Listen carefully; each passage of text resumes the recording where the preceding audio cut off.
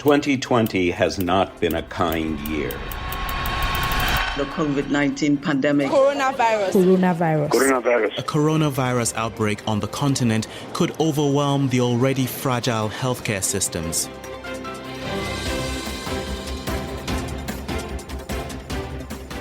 Hello everyone and welcome to our final episode of the year. Yay! I'm Jackie Oparafatoye, the editor of African Science Focus, a SciDev.net production. This year has really been challenging, but we are truly proud of the impact we have made in these past 5 months we started off with our podcast. Fiona Broom, the global editor for SciDev.net, is with me for this final episode. Hi Jackie, and hello to you all. I'm Fiona Broom. I'm part of SciDev.net's global team, and I'm so proud of all the stories that our team in Sub-Saharan Africa has produced for Africa Science Focus this year. Jackie and I caught up this week for a virtual coffee to look back at some highlights from the year and reflect on why SciDev.net created the podcast. Let's take a listen.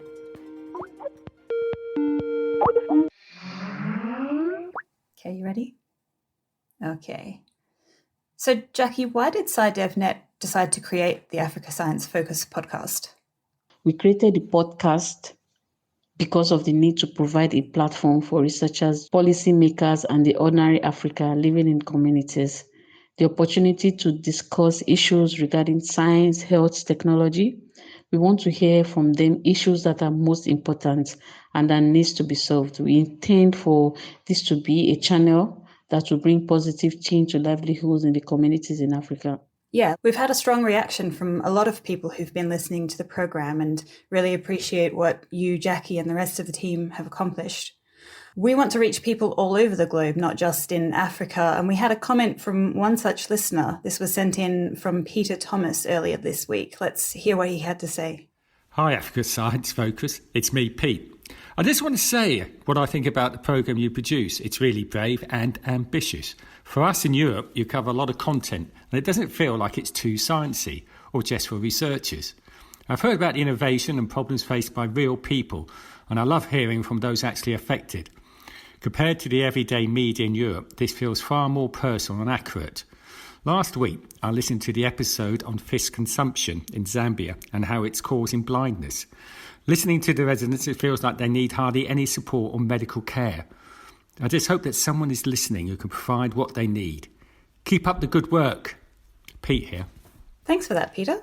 We also want to give everyone a level playing ground to speak freely in the bid to find solutions and discuss on what is best. We've covered a whole lot of inspiring episodes, which makes me very proud as an editor.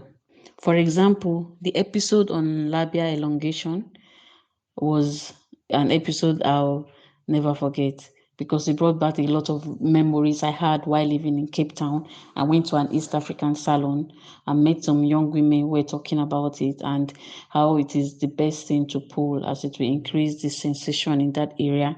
And that's the way women will enjoy sex more.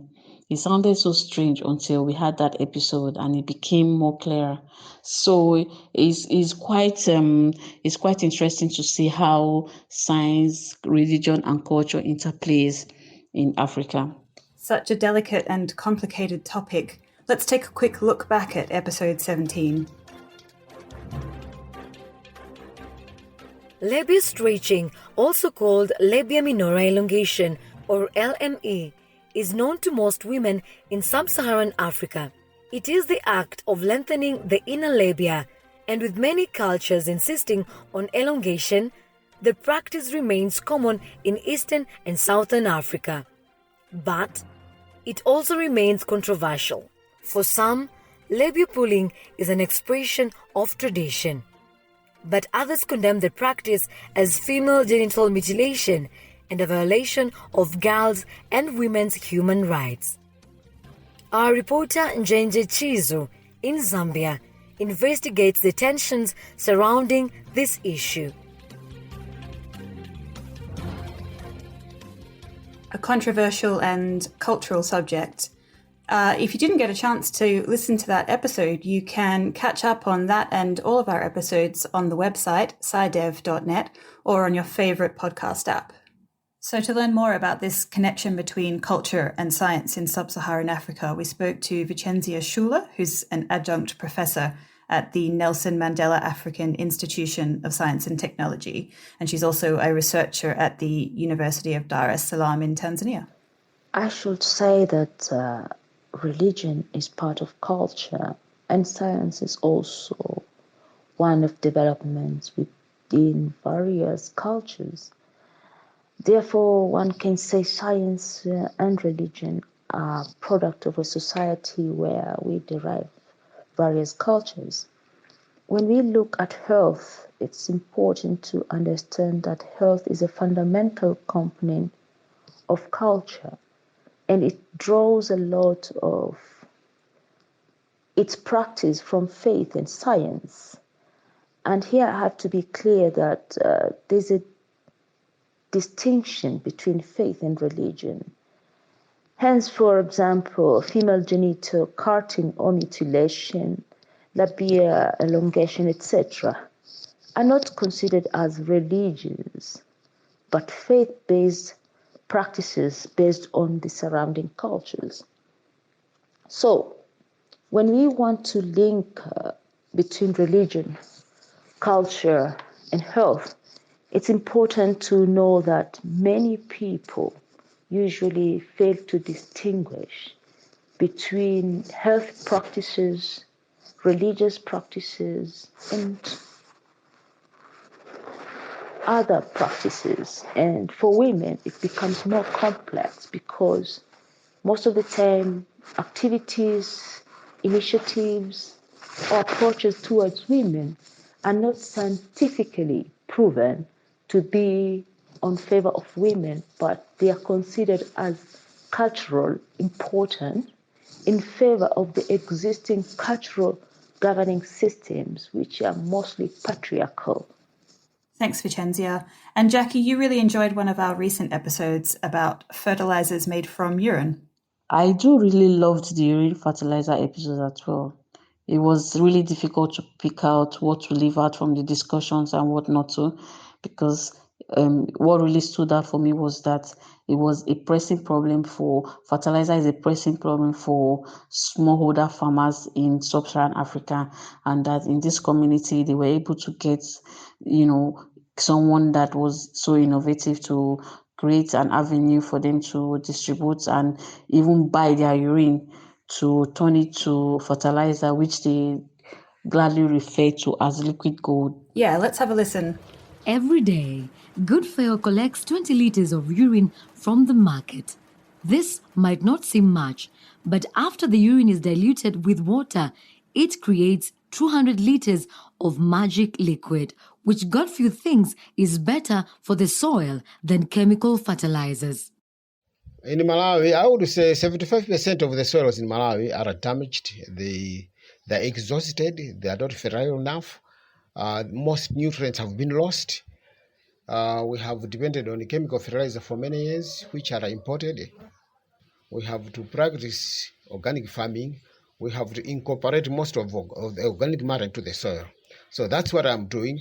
And also the sustainability. The fertilizer we have is naturally sustainable by nature. A human being will eat what is grown on the soil, and whatever comes out of the human being must go back to the soil. That's very sustainable, now and forevermore. It also should be noted that there is now a whole lot of working in the upcycling sector in Africa, where they are really now interested in turning waste to use. Absolutely. And when we talk about upcycling, we mean taking something old and giving it a new purpose in life rather than recycling. You'll notice that a lot of the science in action that we discuss on this show relates to rural communities where compromise often has to be made, particularly regarding engineering. We spoke to Edgar Bayani, who's the country director for community energy in Malawi, and he told us a little bit more about upcycling in East Africa. It is still in its infancy, and mostly, like in Malawi, it is dominated by women who make some craft out of, plastic and things like those. I know one or two who are doing it at a most commercial level. Okay, I know one who is using tires to make chairs and other stuff. I think this is for Malawi. I haven't seen much, of course, in terms of utilizing things from e-waste. I think that is something that probably we need a little bit more of exposure and probably even research on. But as for Africa, I know that the other countries are advanced than others. I think I've been to Nigeria, Ghana, and South Africa, where I've seen great upcycling businesses, and yeah, they're doing fine. But in general, I think as Africa, we're still under development. Definitely, policymakers, government, and all other sectors that are involved really need to take upcycling sector seriously. I think African countries are to a large extent agro-based economies, and poor waste management definitely has an adverse effect on them. Upcycling is necessary because it will create new jobs and help us to manage our waste and protect the environment. Thanks there to Edgar. Jackie, the episode that we've probably been most proud of was our episode about obstetric fistula. Why was this one so special to us? Because it made an impact, it changed someone's life, and we have a way or a strategy where we send a podcast episode to WhatsApp groups. We have an audience where a large audience of WhatsApp group that we send our episodes to. So Blessing was one of the people that listened to that episode. She had just given birth, and at that time she was afraid she had fistula after listening to it because she lost control of her bowels. She was almost urinating on herself. She just lost control, and she was afraid and was quite worried, and she sent us a question, and in her question and answer segment, and we got an expert, and now she has been given an appointment, and we are eager to await. And although she told us that the doctor said she might not have fistula, but still give her an appointment for a comprehensive checkup. We hear from Blessing now. My name is Blessing Olamide. I am 38 years old. I recently listened to the podcast on Life with Fistula. I want to thank SciDev.net for helping me to allay my fears that I may be living with the condition. I then sent my questions to them, of which an expert responded and gave an address to a health facility that tests and treats people with the condition free of charge. I have called to book an appointment with them.